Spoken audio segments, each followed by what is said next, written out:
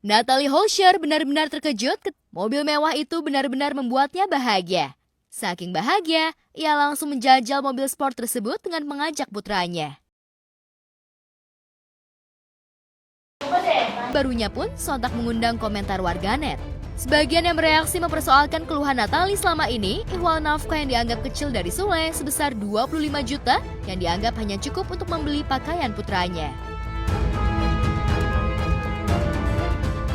Menurut aku adanya pro kontra itu suatu hal yang wajar, apalagi permasalahan ini ya. Pasti bakal banyak, ada yang pro, ada yang kontra, pasti. Ya kalau menurut aku sih ya dilihat aja, tapi gini loh, sekarang orang juga mau mengeluarkan pendapat kan juga tidak salah, ya kan? Netizen mau ngomong apa juga nggak salah loh, itu asumsi netizen sendiri, ya kan? Tapi kan yang tahu permasalahan kan hanya Natalie. Jadi kalau menurut saya kita hargai aja. Keluh kesah Natalie bahkan sempat memuncak ketika ia dikabarkan harus membayar sendiri biaya berobat putranya. Tapi belakangan, warganet merasa aneh dengan segala keluh kesah Natalie hingga sikapnya yang merubah kepenampilan semua. Lantas benarkah Natalie kerap mengalami goncangan jiwa lalu meronta di media sosial bukan lantaran kekurangan materi, tapi karena selalu merasa tidak cukup dengan penghasilan yang ia dapat selama ini? Tapi saya rasa sih nggak segampang permasalahan yang mungkin dihadapi ya. Jadi mungkin memang ini keputusan dia yang terbaik. Walaupun banyak yang menyesalkan, termasuk saya, tapi kan dia yang sendiri yang menjalani kehidupan. Kadang tuh kita nggak bisa menjudge seseorang atau bilang, oh ini nggak benar, ini nggak benar. Cuma kan kita tidak mengalami cobaan itu. Gitu. Nggak semudah itu kita berbicara, bisa kok dia kayak gini nggak? Ya kan yang ngadepin permasalahan kan dia sendiri. Ya, sikap dan keputusan Natalie dengan merubah penampilan hingga curhatannya menyentil mantan suaminya seolah mencerminkan pribadi Natalie yang labil. Belum lagi soal hubungannya yang tak harmonis dengan anak-anak Sule lainnya. Itu karakter dia memang. Kalau kita larang, makin jadi. Tahu Mbak Natalie nggak ngerti sih. Tapi Mbak Natalie juga nggak masalah kok. Nggak menjadi satu polemik, enggak lah. Kalau aku ya di posisi dia juga masih aku kesel. Kenapa sih harus kayak gini? Kenapa? Janganlah memperkeruh sebuah suasana gitu loh. Karena kan kalau menurut aku kalau soal putri segala macam itu udah lewat kali ya masanya ya. Maksudnya udah lewat pas awal-awal kayak gitu, udahlah.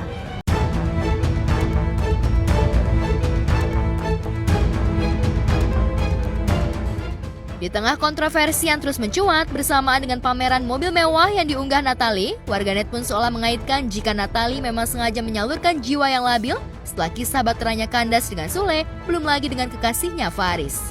Tapi meski cibiran terus datang menghampirinya, Natalie mengaku akan tetap terus bekerja keras untuk mewujudkan impiannya. Dari dulu mandiri banget. Dia hidup sendiri, jadi mau ada berita-berita miring dari dulu juga ya udah. Kalau aku sih nggak setuju kalau dia bilang katanya buka hijab untuk mendapatkan rezeki, enggak. Karena alhamdulillah ketika dia memakai hijab malah rezeki lebih banyak, ya kan? Ya ini kan pribadi masing-masing dan saya belum bisa komen apa-apa karena saya belum bisa ngobrol sama dia. Ada apa masalahnya? Nah mungkin kalau dia sudah ngobrol ya mungkin bisa saya kasih share informasinya. Kita nggak tahu permasalahan Natalie, aku belum ketemu dia, belum telepon ya. Nanti kalau bisa aku mau tabayun dulu ke beliau apa sih yang ya. Aku juga sedih aja sebetulnya kalau kan kita berteman di WhatsApp juga. Mesti kalau ada masalah kan dekatnya ke ustadz, ke ulama ya, jangan sampai curhatnya ke orang-orang yang ahli dunia, maksudnya orang yang jauh dari agama. Tentu arahan-arahannya tentu akan di luar agama kan.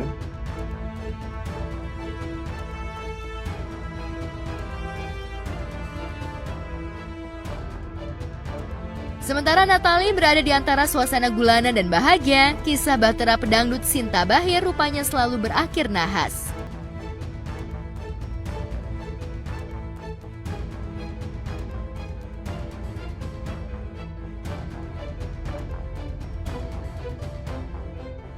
Dar Anyar baru saja menikah dengan seorang pria yang berprofesi pengusaha, Indra Kristianto, Maret tahun ini. Namun baru 4 bulan pernikahannya berjalan, sudah santer diisukan koyak. Kabar itu mencuat setelah kuasa hukumnya Sunan Kalijaga membocorkan jika pendangdut ini sudah melayangkan gugatan cerai pada suami ke Pengadilan Negeri Jakarta Timur belum lama ini. Lantas, apa yang membuat Sinta Bachir kembali harus menghadapi kandasnya Bahtera?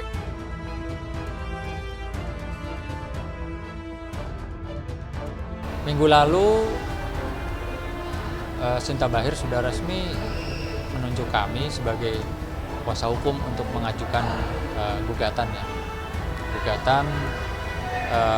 di Pengadilan Agama Jakarta Timur. Ya, dari pihak Sinta lebih dahulu mendaftarkan permohonan gugat cerai.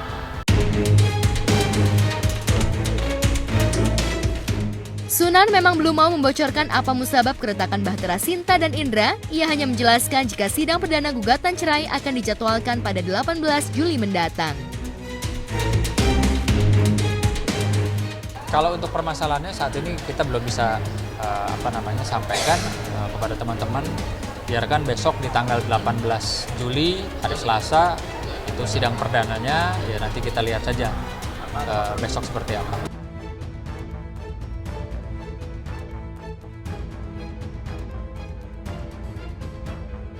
Sebelumnya, Sinta Bachir mengikat tali suci cintanya dengan Indra pada 12 Maret 2023 lalu di sebuah gedung kawasan Taman Mini Indonesia Indah, Jakarta. Sinta dan Indra menikah dengan status masing-masing yang sudah punya anak dari pernikahan terdahulu. Tapi entah mengapa, pernikahan yang baru jalan 4 bulan itu kemudian koyak kembali. Banyak sekali ya, sampai nangis, bahkan Sinta aktif berkomunikasi, kadang tengah malam juga dibilang, "Bang, saya ada bukti baru nih." Sementara kami belum lihat ya KDRT fisik itu. Ya saya susah bicara ya karena ya nantilah, karena Sinta juga belum mau sebenarnya membicarakan ini, tapi kalau mau diarahkan ke sana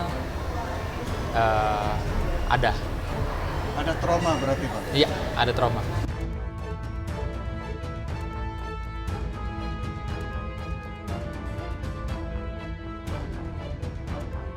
Sebelum rumah tangganya terancam kandas, wanita asal Wonosobo kelahiran 7 Februari 1986 ini juga pernah menikah dengan salah satu petinggi di kepolisian daerah Metro Jaya. Namun kisah Bahtera yang dikayu dengan pria berbintang 3 sejak tahun 2012 itu kandas di tahun 2018 dengan dikaruniai 1 orang anak. Sinta kemudian menikah dengan Indra, tapi baru seumur jagung Bahteranya terancam kandas. Lantas mungkinkah ada peluang untuk mediasi? Itu tadi saya belum bisa bicara karena sifatnya masih ranah pribadi ya, privacy.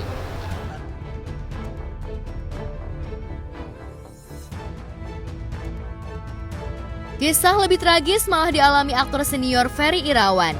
Statusnya sebagai suami Vena Melinda tinggal menunggu palu hakim diketuk. Yang lebih miris, seolah dipermalukan di depan umum, Vena sempat mengembalikan barang-barang milik lelaki yang sempat membuatnya begitu romantis saat awal pernikahan. Kala itu di depan juru warta, Vena sengaja menjejerkan seluruh barang-barang milik Ferry dan mengembalikan ke ibunda Ferry yang ikut hadir, layaknya barang bukti yang dipajang. Nggak tahu, karena ini kan barang yang memang dibawa sama yang bersangkutan ke rumah. Ya, waktu itu kan karena suami istri masih ada barang-barang pribadi ya yang dibawa. Tapi ada beberapa juga barang yang kayak ikat pinggang sama parfum itu saya kembalikan. Ya pokoknya ini udah lupa ya. Ya kalau hadiah jadi milik pribadi dong. Ya pokoknya kan? intinya itu semua yang Kalau misalkan ini adalah milik pribadi punya Pak Ferry.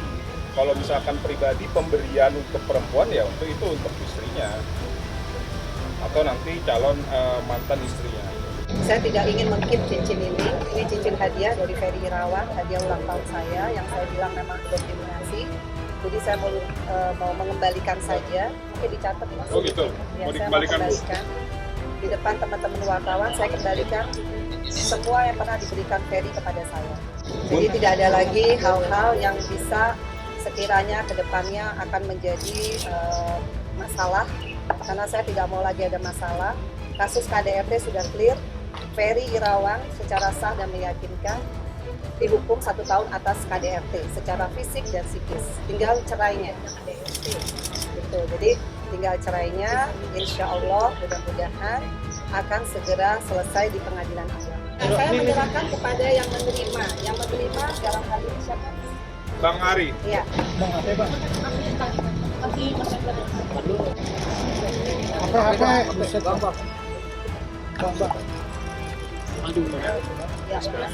Sedih Mbak, saya tuh sebenarnya pengen nangis, nanti paling di mobil ya nangis ya Mbak ya.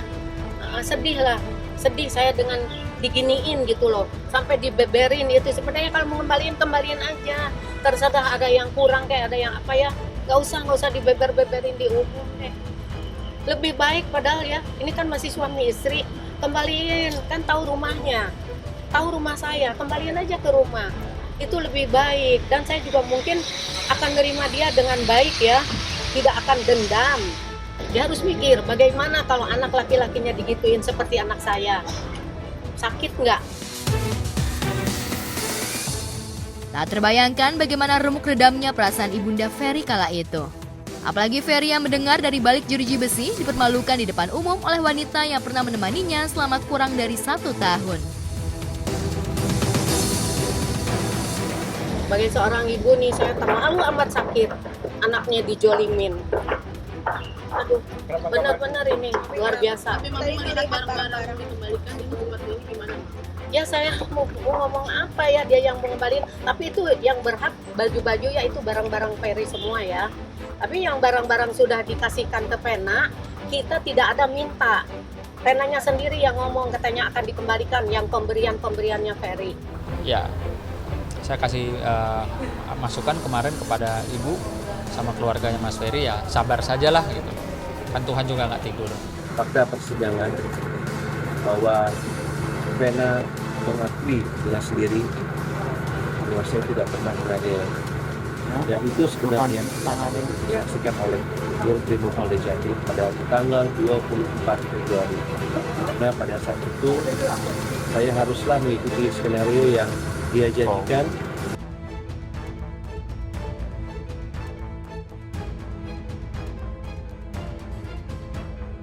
Saking getirnya Ferry meratapi nasib, di dalam penjara ia kabarnya makin religius. Bahkan Ferry disebut-sebut rajin puasa hingga berusaha mencapai target hafal Al-Quran.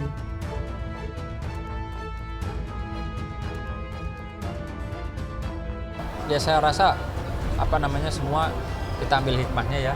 Ferry bilang saya di sini Bang Sunan bisa khatam Quran, saya sholat 5 waktu, saya puasa. Ya saya bilang nikmatin aja Mas, anggap aja Mas lagi di pesantren, saya bilang. Lebih taat ya Bang. Iya, lebih mendekatkan diri kepada Allah Subhanahu wa taala. Mendoakan supaya Ferry itu tabah, dikasih kekuatan sama Allah ya. Dan dia juga di sana tidak putus-putusnya dia sholat, ngaji, minta doa, kita kan sama Allah ya.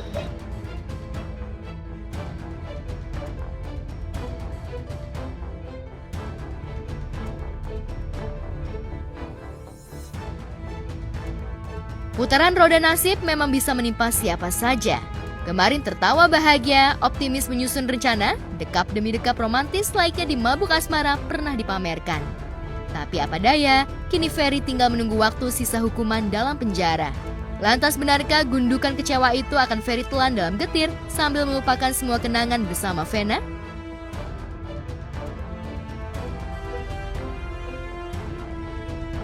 Saya banyak hal yang tidak bisa saya ungkap di sini.